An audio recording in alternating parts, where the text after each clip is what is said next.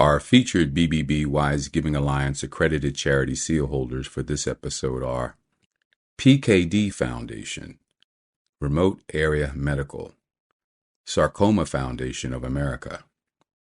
To find out more about these and other BBB Wise Giving Alliance accredited charities, go to give.org.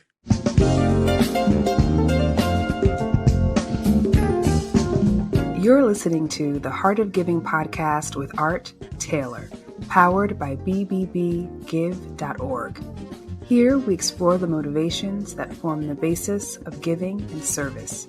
We inspire generosity and celebrate the transformative effects that giving and service have on the human spirit and on community.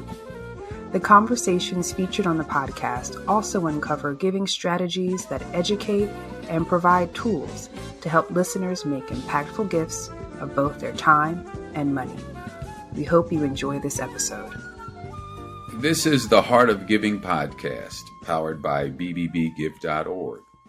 Give.org is the nation's standards-based charity evaluator, and it's your one-stop source for information on giving and reports on the most asked about charities.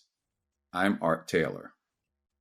Rita Soronen is the president and CEO of the Dave Thomas Foundation. And for more than 30 years, Rita has worked on behalf of abused, neglected, and vulnerable children, providing leadership for local, state, and national efforts, working to improve the juvenile justice and child welfare systems while striving to assure safe and permanent homes for North American children, and now leading the Dave Thomas Foundation for Adoption, a national nonprofit public entity since 2001, and the Dave Thomas Foundation for Adoption in Canada since 2003. She works to find permanent homes for more than 140,000 waiting children in North America's foster care systems. We're going to talk with her about this amazing work and also begin to understand her passion for this particular way of giving back. Rita, welcome to the Heart of Giving podcast. Oh, thank you, Art, for having me. I'm so flattered that you asked. Rita, let's get started with your background. You've been doing this work on behalf of children now for probably more years than you want to admit.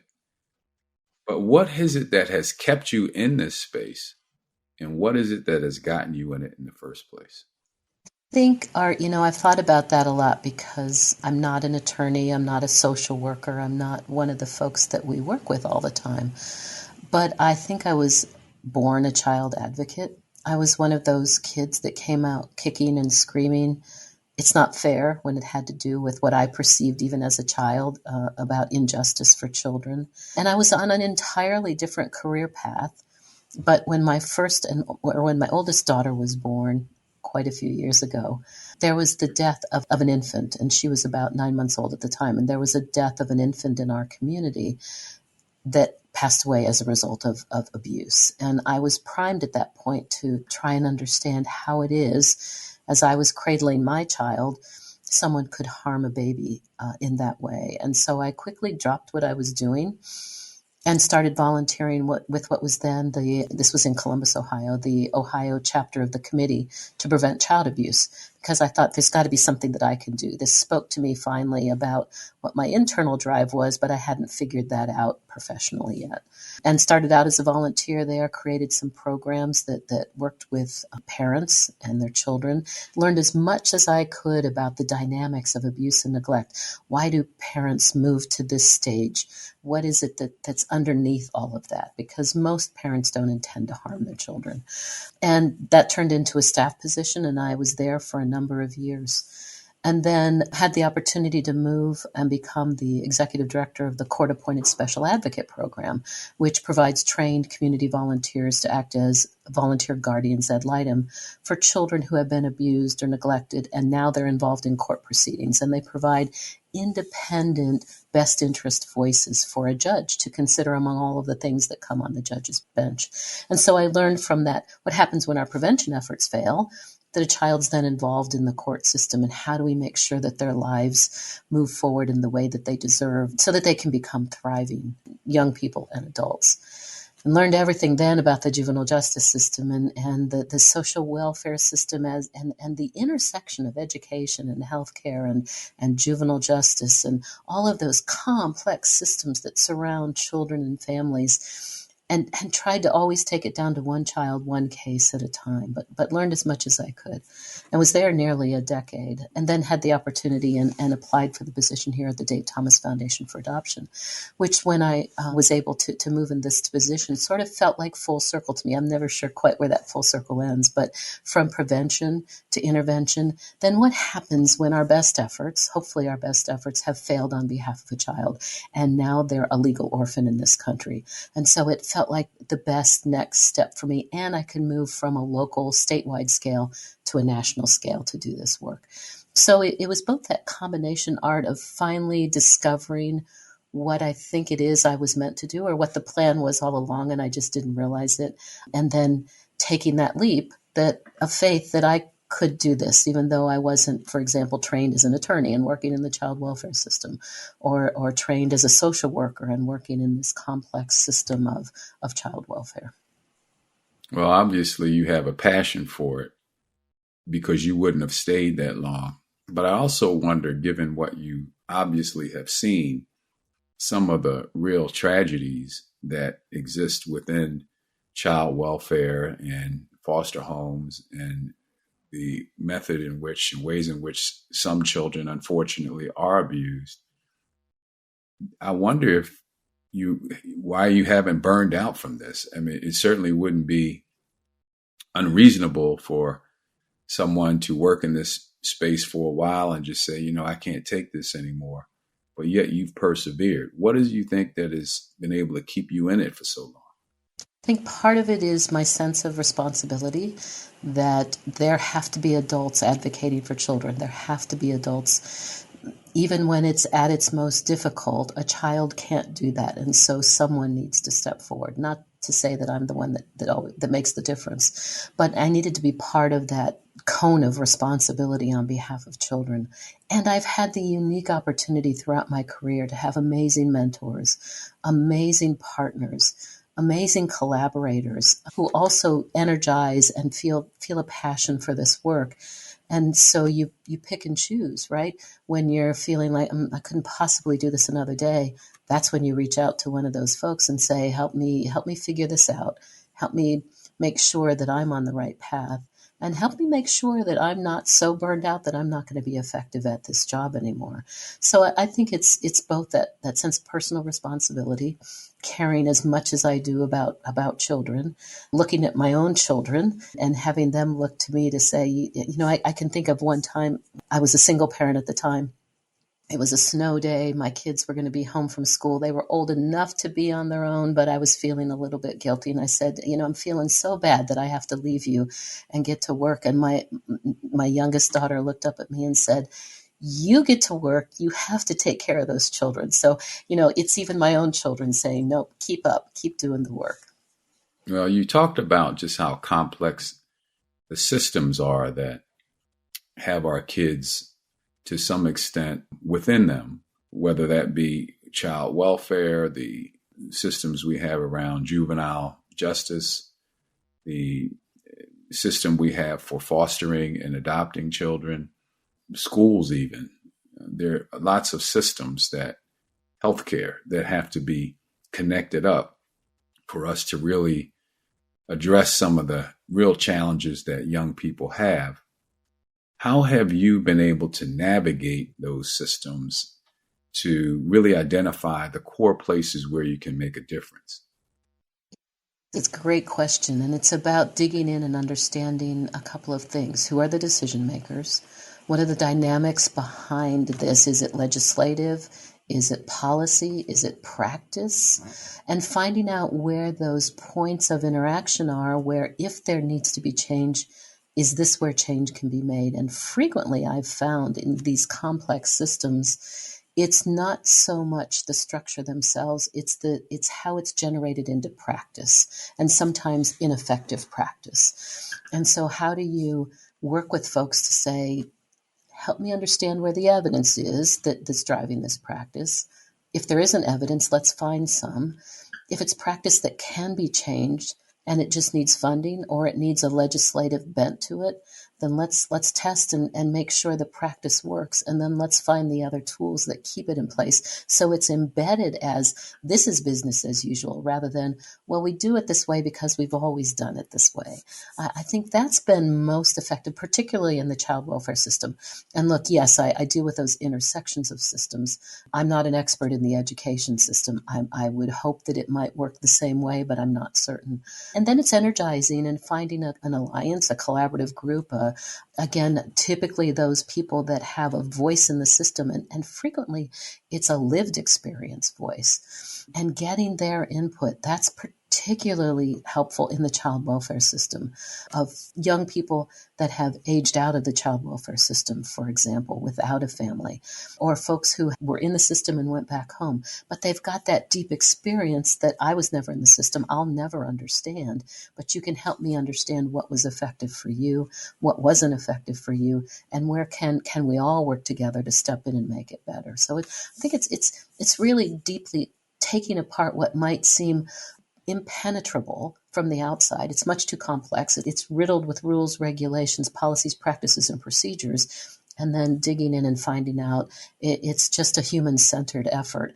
As humans, we can get back in and figure this out.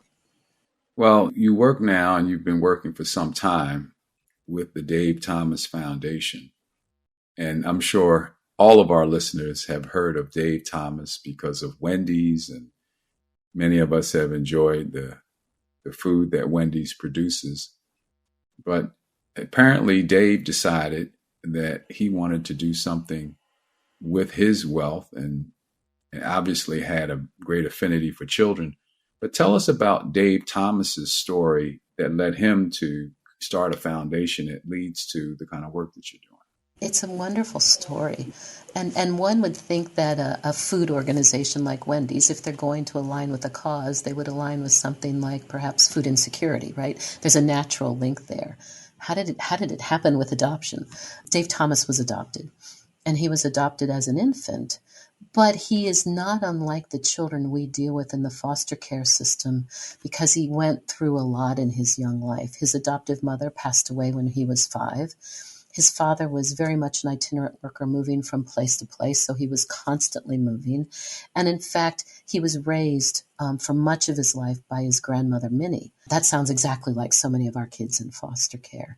And in fact, when he was 15, his father decided to move somewhere else to a new job, and Dave said, I'm not moving, I'm going to stay here. And he dropped out of school, and that was in Fort Wayne, Indiana at the time. And his job then, he worked at what was a hobby house restaurant. And that's where he discovered his passion for food service. And he said at that time, someday I'm going to develop the best hamburger. I mean, at that young age, he already had a clear path of what he was going to do professionally.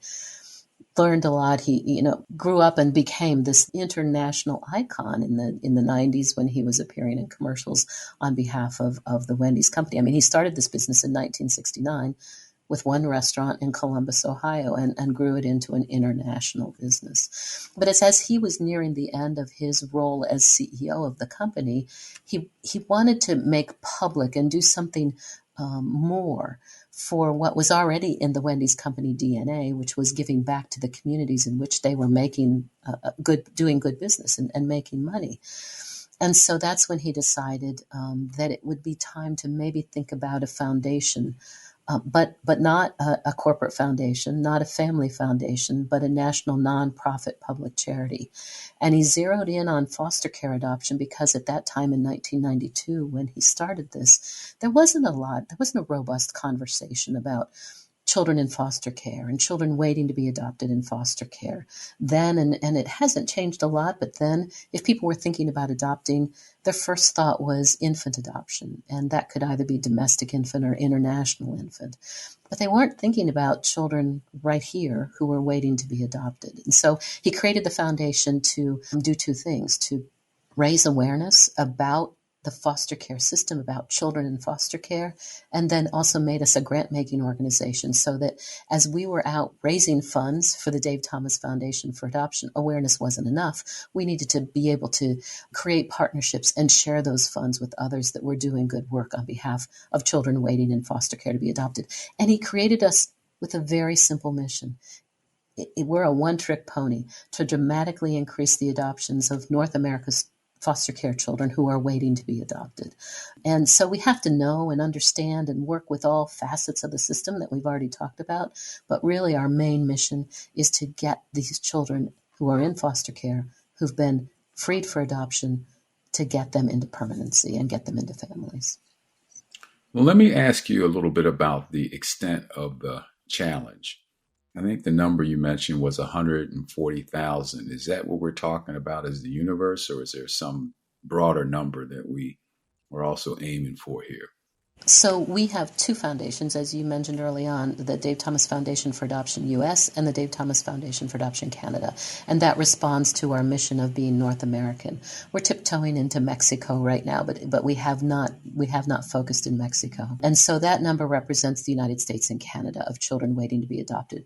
Those numbers just came down a little bit in the US. It's about hovering around 110,000 children in the United States and about 30,000 children in Canada who are waiting to be adopted. The systems are similar. There's enough nuance of difference that they're entirely different systems, but the systems are very similar. So what are some of the economic challenges associated with having children, for instance, in foster care as opposed to with a loving family? Well, there are absolutely, at the federal, state, and county levels, there are costs simply to provide children a home in foster care, recruiting and training foster care parents, managing children in that system. So there are social workers, there are processes and procedures.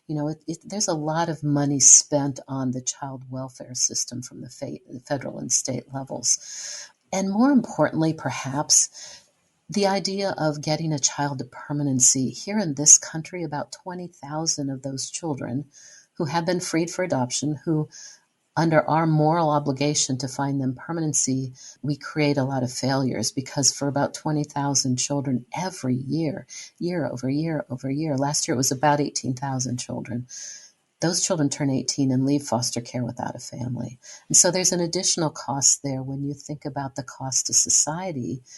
The likelihood of good outcomes for those children who age out of care sometimes are reduced, and not because they're bad kids, but because they don't have that safety net of family. They don't have the benefit of a mentoring relationship of a parent. They can't make a mistake. They're 18 and they've got a job and a car breaks down and they can't get to work and they're fired. They can't go home and say, I need some help for a few weeks while I get myself back up on my feet. So they're at a much higher risk of being homeless, of being undereducated, of being underemployed or unemployed, of becoming early parents, of moving into not positive behaviors, substance abuse, of falling back into the criminal justice system, perhaps. Again, all of those costs, those after costs of not having provided appropriate permanency, of not dealing well with children in foster care when we should have, of really looking at where are the resources being spent, create billions of dollars of additional burden on communities rather than, first of all, let's keep kids from coming into care. How do we make sure that families have all of the resources and supports that they need so that they don't move into a system like the foster care system? The majority of children who come into foster care come in because of neglect, and much of that is associated with poverty, not because someone has intentionally harmed a child through physical or sexual abuse. Well, if we said, wait a minute, what supports can we provide to families and help them with housing, help them with food, help them with job security, then we diminish significantly the number of children who move into the foster care system. So there's that complex weaving of of both what do we feel about families. We still apply judgment to families that, oh, for some reason it's a negative judgment if they need a hand, if they need a lift, if they need some assistance, rather than of course that's what we do, because when families thrive, communities thrive. So we've got to get over a lot of our individual and frankly system beliefs about what families look like, about how they can and should thrive, and about what we need to do to keep them on the right path toward thriving in the community. Now, you and I were together this week at an event that your foundation was generous enough to host and to sponsor with the group called Trauma Free World. And this organization is trying to stand up the idea that every caregiver should have the resources they need to provide the right kind of support for children. And I would say that it was quite a remarkable event, but we also got to talk a bit about some of the challenges that young people face in their circumstances, and what are some of the more prevailing traumas that young people have to work through as they become adults. What have you observed? Absolutely. And I think if folks think for just a moment, think about yourself as, let's say, a 10-year-old, and you're already in a difficult situation at home. You've been either physically abused or it's a family that's on the edge of homelessness. So you've already experienced some level of trauma, or there's domestic violence in the home, or there's the death of a parent in the home. Those layers of trauma have already been placed on that child. But now imagine at some point a police officer comes to your home and says, we need to take you out of this home and we're going to put you in a strange home. No matter what your circumstances are, you identify with that home. And so you're going to feel another layer of trauma, of loss, of grief. And depending on how long you stay in that alternate home, or if you never go home, or if you go back and forth a number of times, or if you move multiple times, which happens to too many of our children in the foster care system before they go home, each one of those moves, each one of those transitions adds another layer of trauma. But so these profound, I think, interweaving of loss, of grief, and of trauma suddenly are heaped on the shoulders of our children. And if we don't recognize that it's there, both as caregivers, as educators, as system players, the judge at the bench that's making decisions based on perhaps a behavior that then shows itself in this child as a result of the trauma, and we don't understand where that's coming from, and so we think, well, they're just a bad kid, as opposed to this is a child that has experienced the kind of trauma no child should experience. That's the kind of the work that we're doing with the Alliance and Trauma Free World is so important, that we give tools to anyone that surrounds these children, whether you're a foster parent or an adoptive parent or someone else that surrounds these children. You have to know and understand what resources are to help this child understand where these behaviors are coming from and how you can react appropriately and get the right kinds of services in place so that we can minimize the lifelong impact that trauma has on adults. And it does, make no mistake. No matter what trauma has been experienced, it becomes internalized. It becomes part of the biology of humans and has negative impacts on health issues potentially later on in life as well. Well, Rita, I just think that we have so many organizations that are out here trying to do something to support this. How do we begin to work together on these enormous challenge that we have here? It's really one of the North Stars of the Dave Thomas Foundation for Adoption is we never intended to do this alone. This is always in collaboration. It's always understanding where do these children live and how do we work better with the systems that surround them. So, for example, we have an evidence-based signature program that we put in place nearly 20 years ago that addresses this population of children that are most at risk of aging out of foster care. Teenagers, children in sibling groups, children with special needs, children that have been in care for so long that they resist efforts at permanency and say, just let me age out, I'll be fine. And unfortunately, the system tends to listen to them at that point. And so this program that we created works only in collaboration. It has created public-private partnerships so that we work with governments. It's created agency partnerships with the Dave Thomas Foundation for Adoption.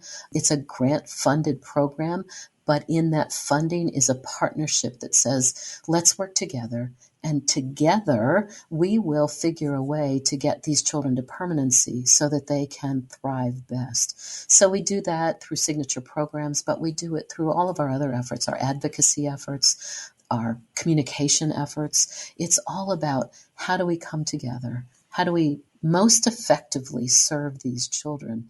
And no one can do this alone. And our job is to figure out a way to do a community, whether it's a community of funders, a community of agencies, a community of child welfare commissioners, a community of governors. Whomever touches these children, we have to do it in community. Well, I know you have a tough job to do to help these young people, but there's moments of joy too that I'm sure you experience. I would love to hear either a story or an experience that left you feeling really full of joy and excitement because what you were able to achieve. There are so many stories. In fact, we've created a storytelling bank, essentially, of videos of dozens and dozens of the families that have come together through the work of the Dave Thomas Foundation for Adoption. But I can think of maybe two that, in particular, that really said, "Yeah, we're on the right path." One was this one young man. He was maybe 8 or 9 years old, and the foundation, through this program that we created, was working with this young man. He was very shy. He had been in care most of his life at that stage. And it took a while for the staff that were working with him to get him to trust them, understandably, and to even talk to them. But when they finally did and developed this relationship, he began to talk about all of the important people in his life. But the person that came to the top of that list was his best friend and his best friend's family. And he had been going back and forth, interacting with that family for a couple of years. The family wasn't keenly aware of his circumstance. They knew that he was in foster care, but they didn't know he was waiting to be adopted. And so as the staff person was talking to him and said, if you had your ideal world, where would your ideal world be? Where would you live? Where would you go? Who would you be when you grow up? And he said, I would live with my best friend's family. They'd be my family. And so the staff person went to that family immediately and said, here's the circumstance. What do you think? They said, oh my gosh, we didn't even know he was available for adoption. No one reached out to us. We absolutely would love to have him join our family. So fast forward to the court hearing. Everything moved forward. And the judge at the desk is talking to everyone, making sure that this adoption can go forward, not only legally, but is this what's best for this child? And good judges will ask the children themselves if they're old enough to be part of the communication. And he asked this young man, so what do you think? Is this what's right for you? Is this what we should I say yes to this adoption? And again, this little guy was just so shy. It took the judge a couple of proddings, and he finally said, look, we're not going to continue until I hear from you because you're the most important voice in this courtroom.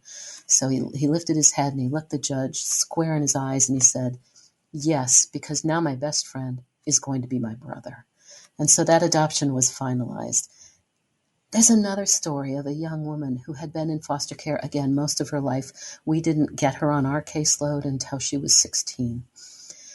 She had essentially been re-abused in foster care in terms of medical neglect. She had a series of ear infections that were never taken care of. And so she was deaf in one ear and partially deaf in another ear. Once the staff person on this case came to her, and at 16, she assumed she was going to age out. And that's what she kept telling the worker. You know what? Just let me get out of here. Let me get out of this system. I will be fine. And the worker said, nope, we're going to find you a family. And she was Hispanic. She found a family that fit her culture. And this young lady was adopted at age 17 when everyone else has given up on these kids. She became a thriving artist. She makes beautiful art and, in fact, was on the road, I think a couple of years ago, was accepted at the college of her choice and was moving on to college. And so I guarantee that this young woman would have aged out of foster care and would have had to have found her way on her own. And she probably would have done that. But it's that we put that on their shoulders to make them do that rather than saying, here's a family. You can work with them. You can live with them. You can love with them. And you don't have to do this alone. So we have story after story after story like that, where the most perhaps forgotten children, we see you and we have not forgotten them. How wonderful. Well, one of the other things I know you value is your accreditation with the BBB Wise Giving Alliance. And I wanted to just hear you talk about why that's so important to the Dave Thomas Foundation and to you. It's critically important, and it was my honor to be able to introduce you the night that we were together and to meet you face to face, because this is an organization that we have respected for so many years, that there are actually people behind that organization, and those forms we fill out was wonderful. But it because it's what I go back to. We talked early on that we're a fundraising organization. We're a foundation, but we're a fundraising foundation.